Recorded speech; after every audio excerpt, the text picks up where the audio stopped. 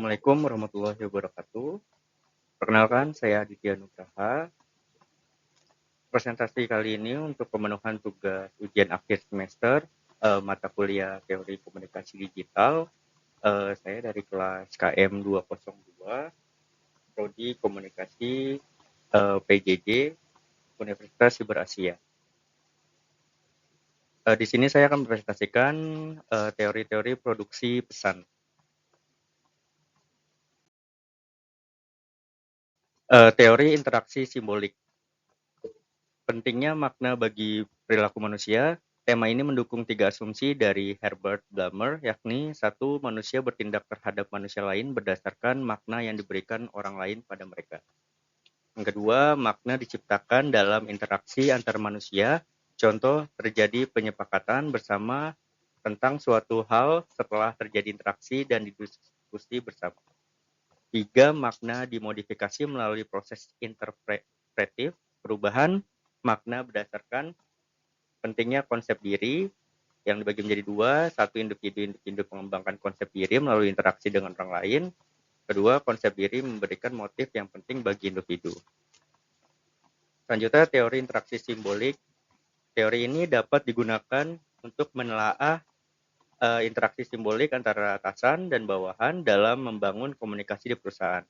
Interaksi simbolik juga dalam komunikasi virtual anti-hoax untuk mengurangi penyebaran hoax.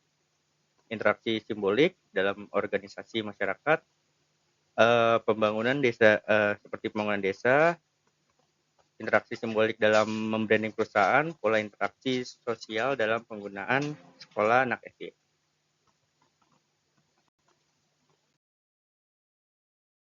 Selanjutnya, teori disonansi kognitif. Teori ini dikemukakan oleh Leon Festinger. Konsep utama dalam teori ini adalah disonansi kognitif, yakni ketidaksesuaian antara harapan dengan kenyataan, atau antara yang diketahui dengan dikerjakan. Inti dari teori disonansi kognitif adalah sebuah perasaan tidak nyaman yang memotivasi orang lain untuk mengambil langkah demi mengurangi ketidaknyamanan. Asumsi dasarnya dibagi menjadi 4. Yang pertama, manusia memiliki hasrat akan adanya konsistensi pada keyakinan, sikap, dan perilakunya. Yang kedua, disonansi diciptakan oleh konsistensi psikologis, artinya kognisi tidak konsisten secara psikologis satu dengan yang lainnya sehingga menimbulkan disonansi kognitif. Ketiga, disonansi adalah perasaan tidak suka yang mendorong orang untuk melakukan tindakan-tindakan dengan dampak yang dapat diukur. Yang keempat, disonansi akan mendorong usaha untuk memperoleh konsonansi dan usaha untuk mengurangi disonansinya sendiri.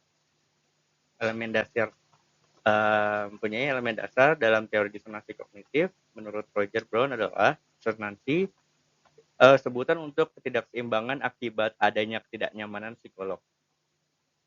Konsonansi sebutan untuk keseimbangan. Dua elemen tersebut dapat dikembangkan menjadi beberapa hubungan, diantaranya hubungan konsonan terjadi pada dua elemen ketika dua elemen tersebut berada pada posisi yang seimbang satu sama lain. Yang kedua, hubungan disonan, yakni ketidakseimbangan atau ketidaksesuaian antara elemen-elemen yang ada.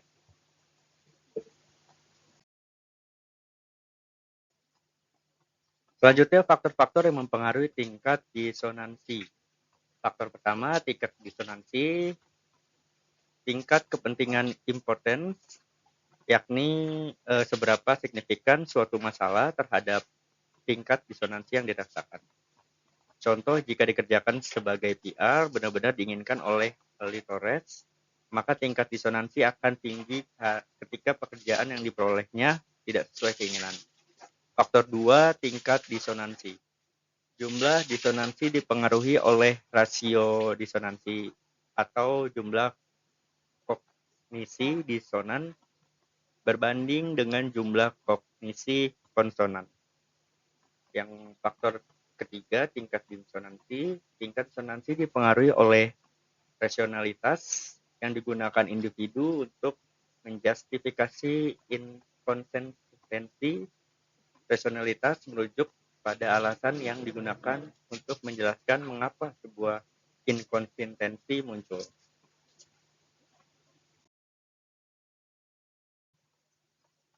Selanjutnya mengatasi disonansi. Seperti mengurangi pentingnya keyakinan disonansi kita, menambahkan keyakinan konsonan, menghapuskan disonansi dengan cara tertentu. Disonansi kognitif dan persepsi. Teori ini berkaitan dengan terpaan selektif atau selective exposure, yakni mencari informasi yang konsisten yang belum ada untuk membantu mengurangi disonansi. Perhatikan selective atau selective attention, yakni melihat informasi secara konsisten ketika konsistensi itu ada. Interpretasi selektif, selective interpretation, yakni penginterpretasian terhadap informasi yang ambigu sehingga menjadi konsisten.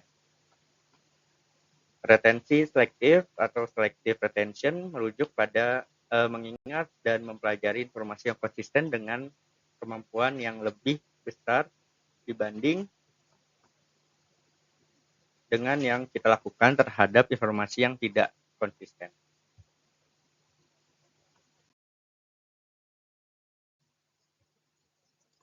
Ya, selanjutnya metode penelitian. Teori ini berkaitan dengan beberapa poin. Pertama, terpaan selektif. Seperti yang tadi ada selective exposure, selective attention, selective interpretation, dan selective retention. Penggunaan teori disonansi kognitif.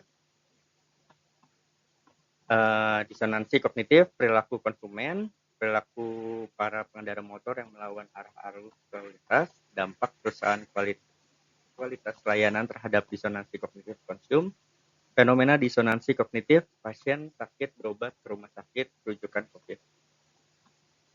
Teori manajemen makna terkoordinasinya dicetuskan oleh Bernard Peirce and Vernon Cronin. Teori ini merujuk pada bagaimana individu-individu menetapkan aturan untuk menciptakan dan menginterpretasikan makna, dan bagaimana aturan-aturan tersebut terjalin dalam sebuah percakapan di mana makna senantiasa dikoordinasikan. Analogi CMM sendiri sebuah aktivitas di atas panggung di mana para aktor atau pemeran saling menghafal skenario, lalu saling memadupadankan antar bagian agar nyambung dan saling mengisi. Kecocokan skenario dan kekompakan para pemeran ini penting untuk membangun koherensi percakapan agar alur cerita mengalir sesuai harapan. Pada saat itulah para aktor atau pemeran sedang mengkoordinasikan makna. Selanjutnya, asumsi. Pentingnya komunikasi harus ditata ulang dan disesuaikan dengan konteks demi memahami perilaku manusia, agar hasil liputannya sesuai dengan yang diharapkan. Maka antara wartawan dengan koordinator lapangan akan melakukan koordinasi untuk kesepahaman dalam pengambilan angel.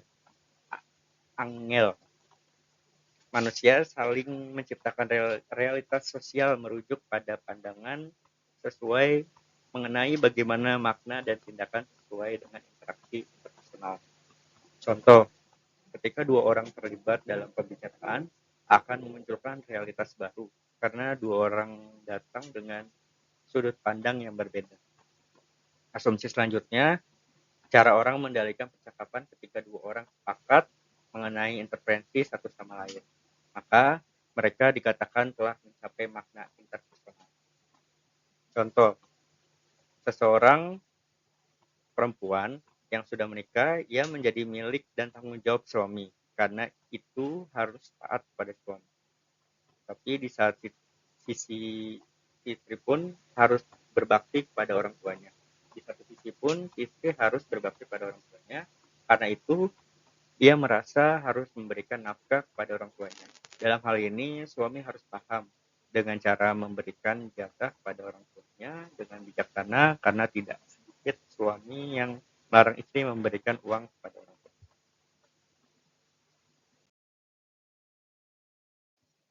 Selanjutnya teori-teori persuasi dan produksi pesan. Menurut John Little, teori-teori produksi dan penerimaan pesan menggunakan dua tipe penjelasan psikologi, yakni pertama penjelasan-penjelasan berdasarkan sifat atau trait explanation. Penjelasan ini fokus pada karakteristik individu yang relatif tidak berubah dan cara-cara karakteristik tersebut dihubungkan dengan variabel dan sifat-sifat lainnya. Selanjutnya, penjelasan-penjelasan berdasarkan keadaan atau state explanation. Penjelasan ini fokus pada keadaan pikiran yang dialami seseorang selama periode waktu tertentu. Tidak seperti sifat, keadaan relatif, berubah, dan cepat berlalu. Atau secara singkat. Teori kecemasan berkomunikasi. Kecemasan berkomunikasi bisa merupakan suatu sifat kecemasan berkomunikasi permanen atau trait CA. Merupakan kecenderungan kekhawatiran yang tinggi untuk berkomunikasi dalam berbagai lingkungan dan selalu menghindar segala jenis komunikasi lisan. Sebaliknya, orang yang takut hanya pada jenis komunikasi tertentu, seperti public speaking, tapi masih mau berkomunikasi dalam bentuk lain, maka ketakutan tersebut dinamakan kecemasan komunikasi dalam konteks umum, generalized context.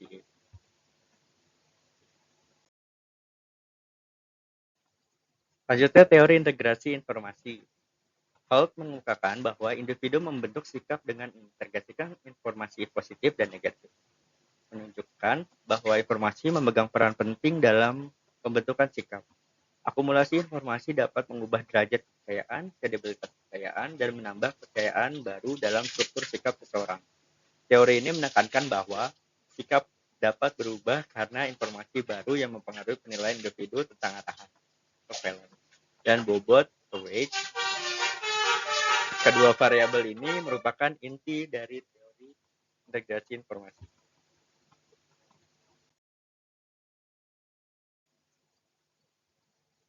Selanjutnya, aplikasi teori integrasi informasi pada praktik penelitian PR. Teori ini dapat digunakan PR dalam program kampanyenya untuk mengubah sikap publik. Pesan kampanye didesain untuk mengubah arah informasi positif atau negatif, penyebaran informasi, prestasi, organisasi yang disertai bukti empiris, dapat menimbulkan valensi positif dan bobot yang tinggi bagi organisasi. Penyebaran info dapat melalui media internal atau eksternal. Semakin tinggi terpaan, semakin memperteguh kognisi dan kepercayaan publik. Dalam seperti table the elaboration likelihood model. Nah, ini seperti persuasive communication. Lalu selanjutnya lanjut ke motivation to process. Jika yes, lanjut ke able to process. Lalu ke type of cognitive processing. Selanjutnya sampai ke jika forecast-nya itu strong positive attitude change, dan forecast-nya ke strong negative attitude change.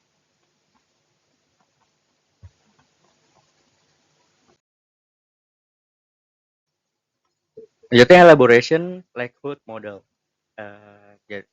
Dibagi menjadi dua. Kekuatan iklan sebagai stimulus menjelaskan bahwa iklan merangsang khalayak untuk membentuk atau mengubah sikap. Konsep elaborasi mengacu pada aktivitas mental sebagai respon terhadap pesan iklan seperti yang dijelaskan oleh Sim pada tahun 2003. Proses elaborasi melibatkan penyerap, pengolahan, dan analisis pesan, serta evaluasi argumen dan reaksi emosional terhadap klaim. Pesan keterlibatan dalam elaborasi dipengaruhi oleh motivasi, kemampuan, dan peluang untuk memproses pesan elaboration likelihood model atau ELM. Menentukan jenis proses pembentukan sikap terhadap merek atau produk yang diiklankan. Kedua, ada dua jalur elaborasi, yaitu jalur utama dan jalur peripheral. Jalur utama melibatkan elaborasi mendalam terhadap substansi pesan dengan evaluasi kognitif dan emosional terhadap argumen iklan. Jalur selanjutnya, peripheral, terjadi ketika motivasi, peluang, dan kemampuan rendah, sehingga penerima lebih fokus pada aspek-aspek sekunder seperti musik latar atau performa model stimulus respon. SR mengaturkan bahwa isyarat tertentu dalam merangsang respon tertentu dari khalayak.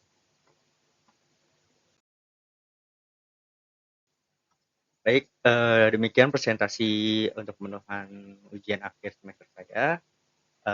Sekian, Assalamualaikum warahmatullahi wabarakatuh.